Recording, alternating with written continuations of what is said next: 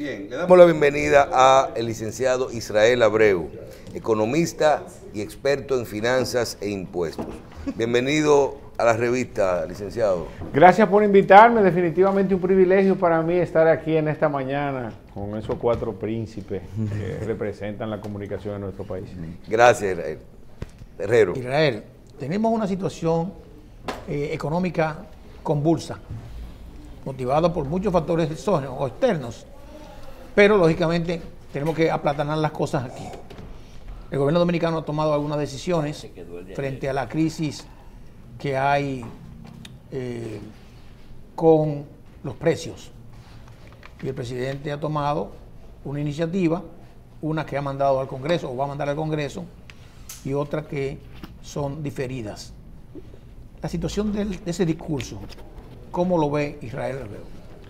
Mire, en sentido general, nosotros vamos a apoyar todas las medidas tendentes a, en alguna medida, conservar los intereses de los ciudadanos dominicanos. Ahora, definitivamente esas medidas tienen que ir en consonancia con una previsión de lo que va a pasar en el futuro. Por ejemplo, es el caso de la tasa cero a productos de la canasta básica familiar, que en alguna medida esos productos en República Dominicana son producidos. Ahora bien, ¿qué pasa? Que tasa cero para productos importados implica de manera directa una competencia con el mercado local. No obstante, un mercado local, hablando del sistema agrícola de República Dominicana, del sistema agroindustrial de República Dominicana, que ya tiene serios problemas. Por ejemplo, entonces en ese orden, si el gobierno no toma medidas relacionadas con la promoción de esos sectores, que yo vine aquí a este programa varias veces el año pasado y creo que vine ya este año, una de las principales preocupaciones que tenemos en sentido general los economistas, los expertos en finanzas, en sentido general, y en este caso mi partido, el Partido Revolucionario Dominicano, es que no se está promoviendo la micro, pequeña y mediana empresa y que además entonces se está promoviendo el consumo y no la producción. Entonces, ¿esta medida qué hace?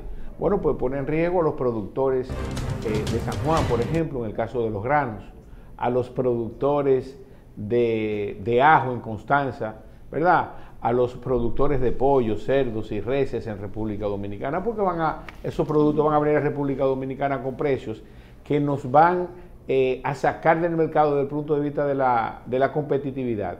¿Y qué va a pasar entonces cuando pasen esos 6 meses? Ya nosotros vamos a tener productores quebrados en República Dominicana y vamos a tener que envolvernos en ese ciclo de importaciones.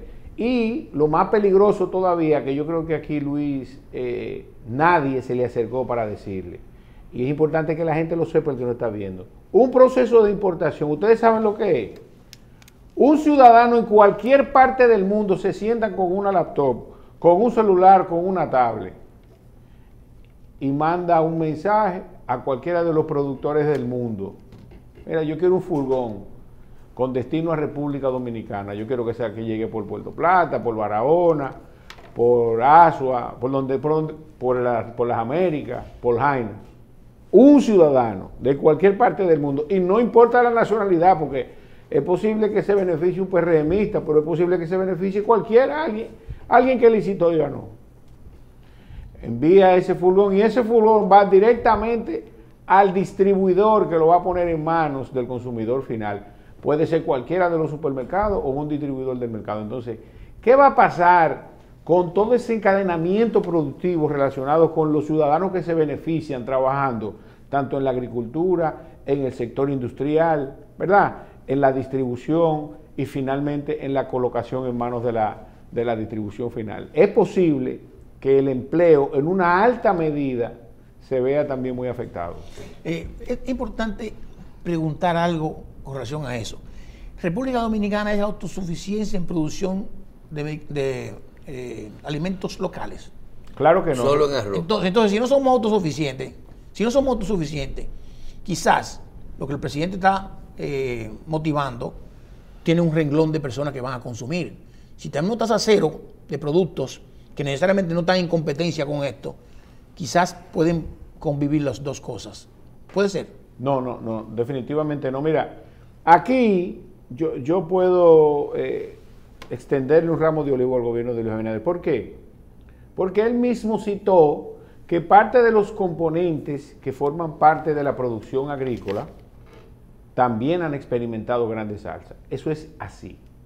Ahora, en mi convicción, en mi opinión, yo entiendo que Luis Abinader pudo esos componentes que están experimentando alzas, ponérselo a precios asequibles, eliminarle todos los impuestos a los mismos. Y a la producción nacional. Para que la producción nacional se incentive, o inclusive hacerlo todavía, porque él todavía está a tiempo, eso no se ha implementado. Todo eso requiere de leyes y que pueden ser discutibles. Entonces, en ese orden, tú no puedes, y sobre todo en una condición de vulnerabilidad, porque República Dominicana es vulnerable frente a no producir el 100% de lo que consumen, salvo en el caso del arroz, como dijo Michel. Sí. Y la economía dominicana es una economía sumamente débil, sumamente frágil.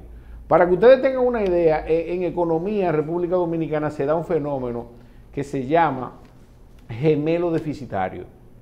El gemelo deficitario, que en alguna medida voy a tener que explicarlo porque tiene muchos elementos técnicos, es cuando un gobierno, un estado, un país en todos los órdenes, tiene déficit, tanto presupuestario por parte del gobierno, como también tiene una cuenta corriente o balanza comercial deficitaria. Eso es un gemelo deficitario. República Dominicana las tiene ambas.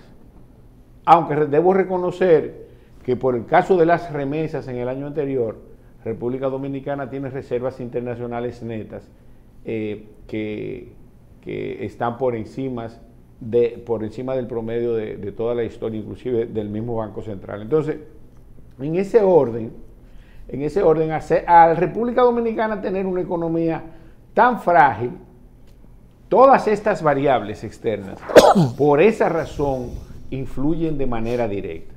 Entonces, agregarle a eso que no somos autosuficientes, que no estamos exportando lo suficiente para tener una balanza de pago que tenga superávit desde el punto de vista de nuestra cuenta corriente. Y que año tras año, entonces, República Dominicana necesite endeudarse en divisa extranjera, que tenga que promover la inversión extranjera en República Dominicana, porque es un rubro sumamente importante para la economía, para en alguna medida poder compensar nuestra balanza de pago desde el punto de vista de nuestra cuenta corriente. Entonces, dígame. En el tema de los combustibles, del subsidio a los combustibles, nosotros vemos la medida y decimos, bueno, esta es una medida, lo primero que decimos es, quien hizo esto le puso número a la casa, o sea, identificó el tamaño del mercado, el tamaño del subsidio, porque colocó en un nivel mínimo de precio, un nivel tope hasta donde creo que 115, donde iba a subir. En ese renglón conoce cuánto se promedian los combustibles, el subsidio va a ser de esto a partir de que no suba de tanto. De 115. Si pasa de ahí, se va a dejar al precio del mercado, pero sin colocarle el ad valorem, o sea, el impuesto que se le coloca al combustible.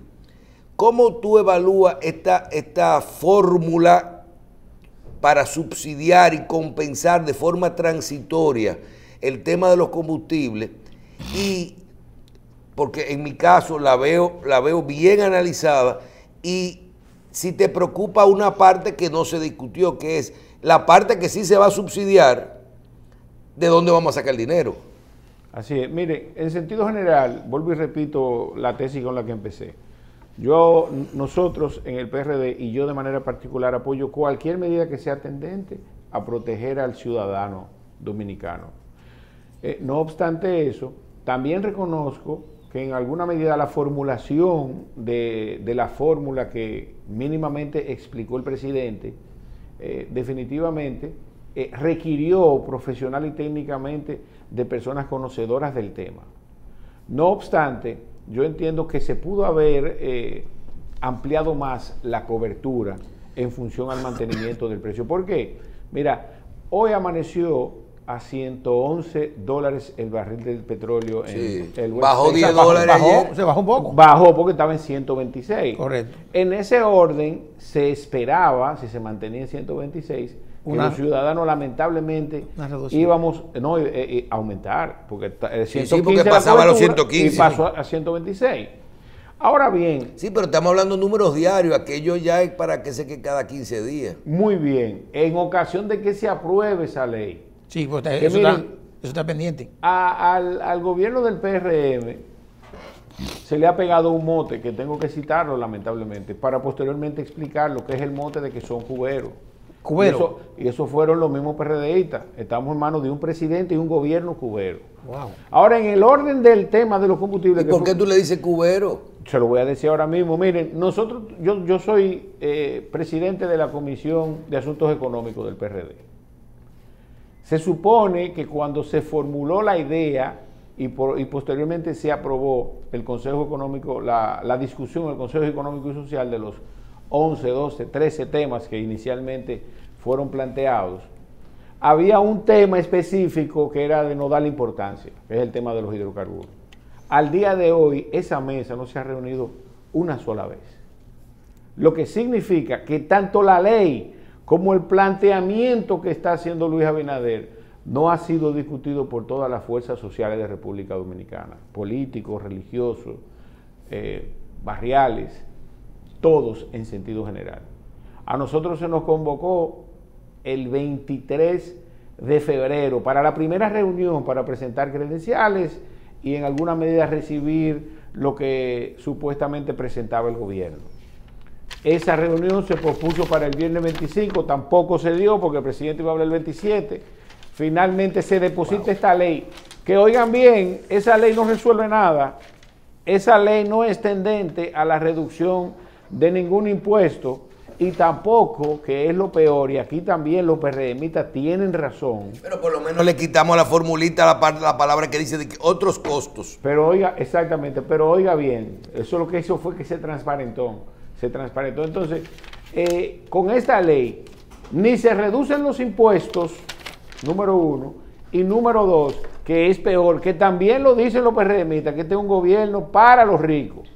No se reducen los márgenes de comercialización de los intervinientes en el negocio de los combustibles. Entonces, una ley que no fue consensuada, que no resuelve ninguno de los problemas tendentes a bajar el combustible para que esta inflación se reduzca, entonces definitivamente nosotros en ningún orden apoyamos este proceso que lamentablemente está viviendo República Dominicana.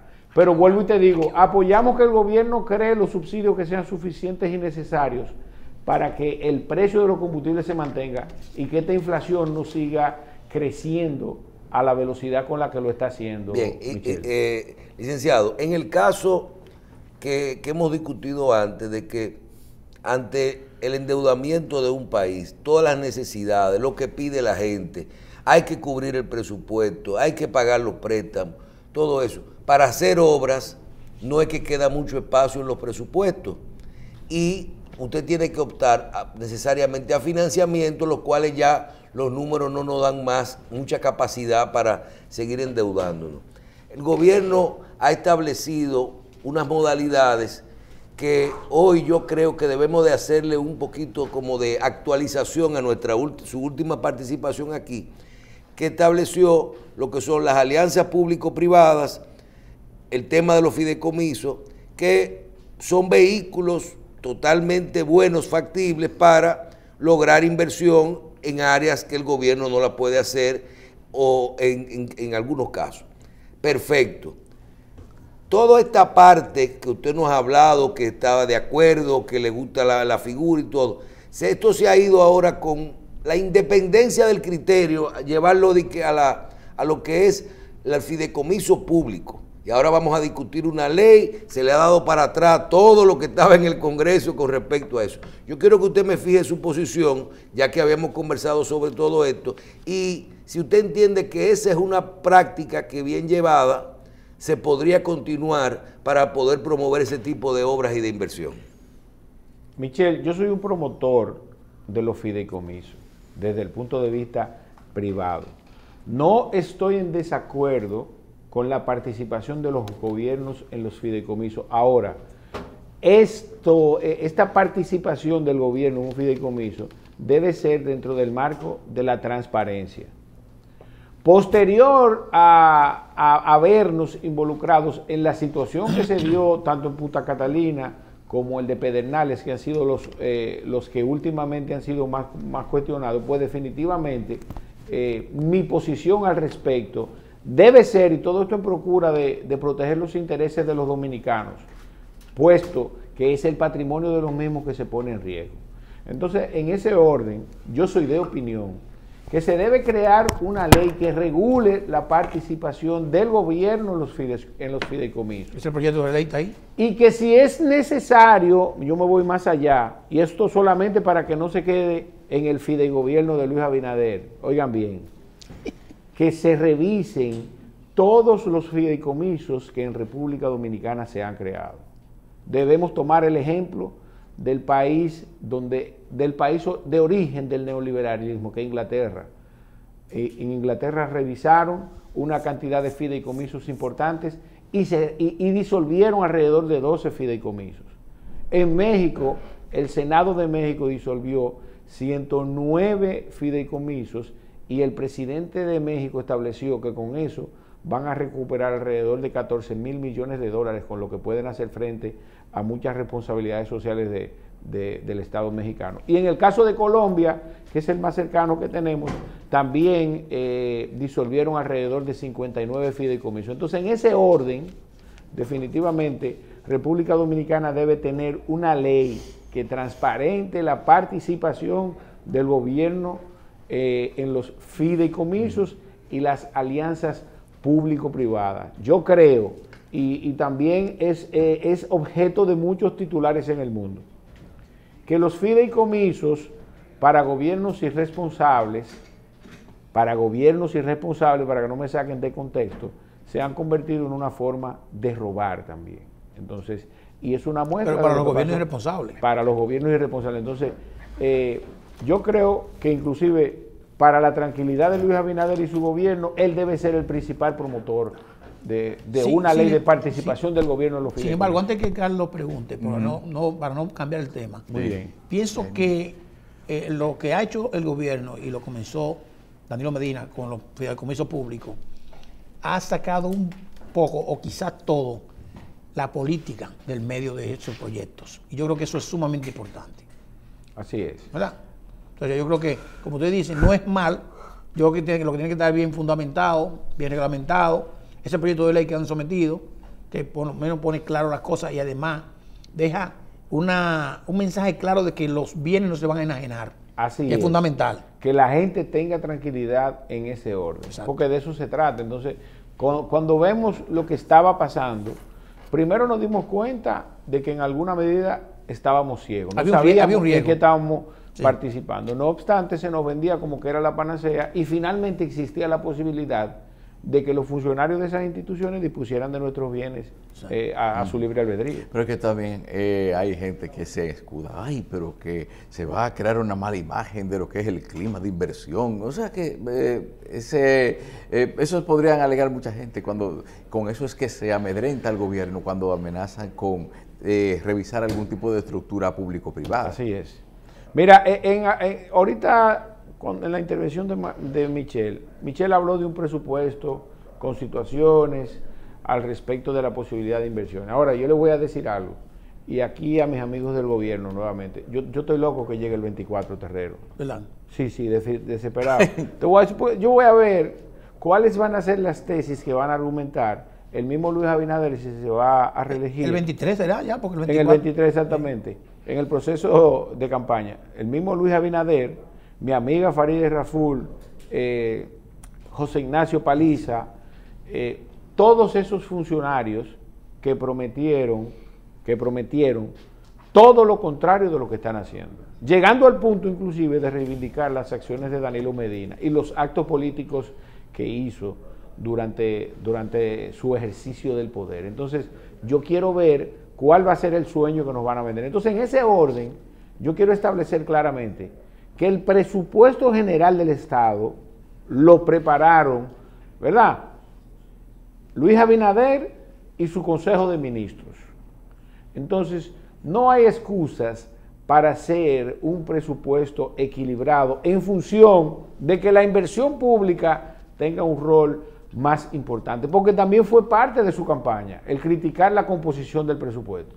El dominicano, por ignorancia, y es bueno que lo oiga eso y que lo vea, por ignorancia, no sabe en qué están utilizando su dinero, porque no dedican un minuto a buscar en Google, ¿verdad?, o en Facebook o en cualquier plataforma el presupuesto de República Dominicana.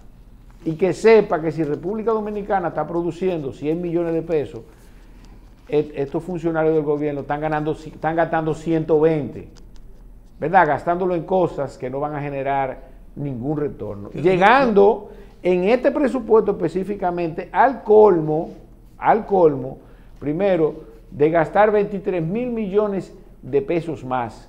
23 mil millones de pesos más que el dinero que va a entrar. O sea, que hay que buscar 23 mil millones de pesos prestados para financiar eso.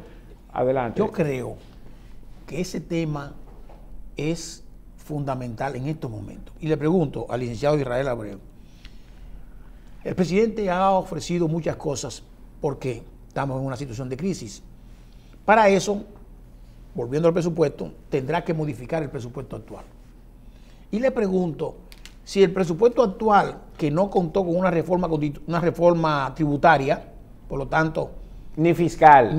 Porque es bueno que usted lo cite eso. Claro. Porque al gobierno lo que le interesa, oiga bien, ciudadano dominicano, es cobrarnos más impuestos.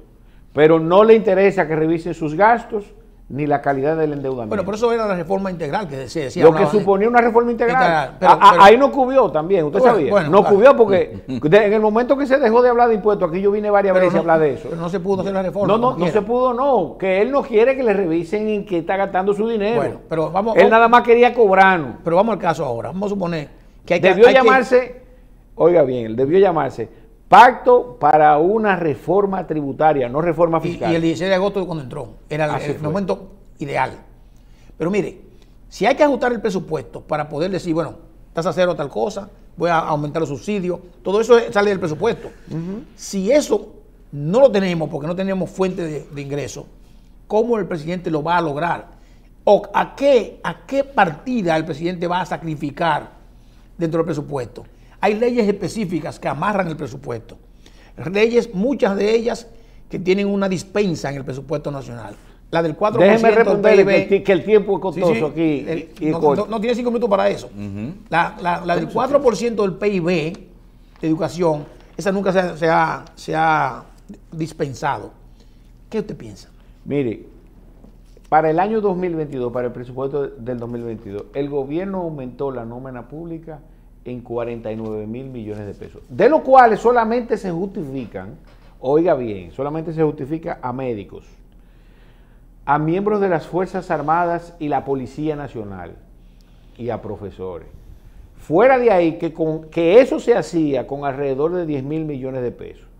Los otros 49 mil millones, los otros 39 mil millones de pesos para completar el aumento en la nómina pública, ¿verdad?, suponen ser compromisos con sus compañeros de partido, que vamos a pagar todos los ciudadanos cuando echamos un galón de gasolina, cuando compramos cualquier producto grabado con el ITEVIS, cuando pagamos el impuesto sobre la renta, cuando pagamos el impuesto a la propiedad inmobiliaria o cuando pagamos cualquier impuesto selectivo al consumo. Entonces, con el solo hecho de ese rubro, ¿verdad?, que no tenía que excluir ni a médicos, ni a policías y militares, y tampoco a los profesores, el gobierno pudo haber tenido un presupuesto relativamente equilibrado, que no iba a gastar más de lo que le iba a ingresar por concepto de ingresos, y no se hacía tan necesaria una reforma de carácter tributario como lo que el gobierno quería.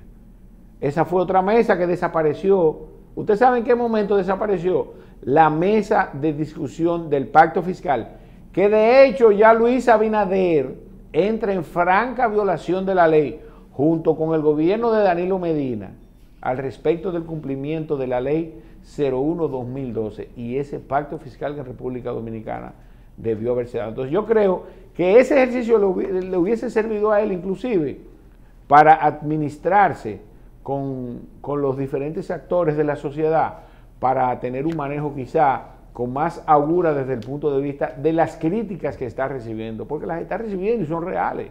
Entonces, en ese orden, resulta contraproducente el nivel de incumplimiento sobre sus propias palabras. Miren, a mis manos llegó un boleto aéreo en el día de ayer. Oigan esto, señores. ¿Por qué fue que le pusieron el mote de cubero? Todavía los dominicanos en el exterior le están cobrando los $10 del pasaje. No, pero el presidente prometió que se lo iba a quitar. Pero no lo ha quitado. Ese es el hecho. Entonces, yo voy a ver cuál va a ser la promesa. Pero esos $10 son reembolsables. Esos $10 son reembolsables. Sí, pero eso siempre ha sido así. Bueno, a mí nunca me lo han cobrado porque yo siempre lo reclamo. Lo que ellos, para que sepan. Lo que ellos hicieron fue facilitar el proceso de reembolso. Simplemente, pero eso siempre porque es muy tedioso. Ahora bien, se suponía que en alguna medida eso se iba a eliminar. Hubo un fenómeno que fue la baja en la tasa de cambio del dólar en medio de la crisis, precisamente causada por Rusia y Ucrania y también por otros factores. Y la gente se pregunta, ¿cómo pudo pasar esto? Y ahora le pregunto yo a usted, ¿se está haciendo, además de contestarme esa pregunta, ¿se está haciendo el uso correcto de todas esas reservas internacionales que hay disponibles para estabilizar la economía? Mira algo, aquí en ese orden yo debo reconocer que el gobierno está actuando de manera adecuada en función a tratar de controlar los niveles de inflación, primero, y segundo, entonces, el mantenimiento de la tasa del dólar y la apreciación del peso. Ahora, una medida como la que ha tomado Luis Abinader en estos momentos, que se supone ser un proyecto de ley, y esperemos que él por lo menos consulte a las diferentes fuerzas sociales, son tendentes, ¿verdad?, y contrarias a esas mismas normas, a esas mismas decisiones que él ha tomado. Por ejemplo, si tú promueves la importación de productos, eso le va a crear una presión al dólar y a la inflación. Lo contrario de si nosotros producimos internamente todo lo que necesitamos.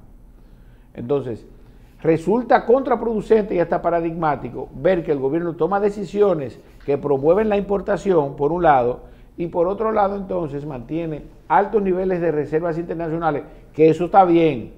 Tal vez yo no las consideraría tan altas. Y segundo, entonces, por otro lado, toma decisiones, por ejemplo, de carácter económico y financiero, como es el aumentar la tasa de política monetaria para frenar el consumo de bienes y servicios, o sea, una política restrictiva de la economía con la finalidad de tratar de por lo menos mantener unos niveles prudentes de inflación o quizás hasta reducirlos o eliminarlos. Pero por otro lado, entonces, promueve las importaciones. Entonces, definitivamente resulta contraproducente y hasta paradigmático. Yo creo que Luis Abinader debe revisar al dedillo cada una de las decisiones que toma al respecto de sus promesas y de otras posibilidades que pueden ser más coherentes y viables. Bien, siempre es interesante hablar con el licenciado Israel Abreu, que es economista y también contador público y experto en finanzas e impuestos, pero además el jefe de la Comisión Económica del Partido Revolucionario Dominicano. Bien. Muchas gracias por su Gracias por estar con nosotros. Esta es su casa. Y también a ustedes, si les gustó la entrevista, pueden verla de nuevo en nuestro canal de YouTube, Revista 110. Suscríbase, active las notificaciones, comente y comparta.